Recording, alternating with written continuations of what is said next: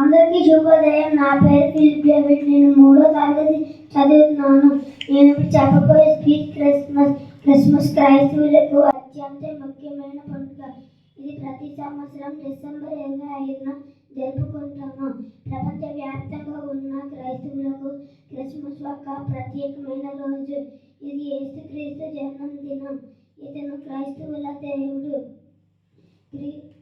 క్రీస్తు సర్వశక్తిమంతుడైన దేవుని ప్రియమైన కుమారుడని కొందరు అంటారు. యేసుక్రీస్తు క్రైస్తవ మతానికి తండ్రి. అతను ప్రజల మధ్య ప్రేమ మరియు సార్వత్రిక సోదర భావాన్ని తన సందేశాన్ని బోధించారు.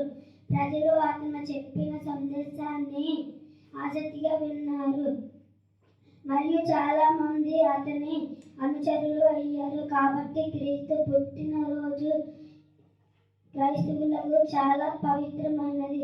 అందరికీ క్రిస్మస్ శుభాకాంక్షలు. ధన్యవాదాలు.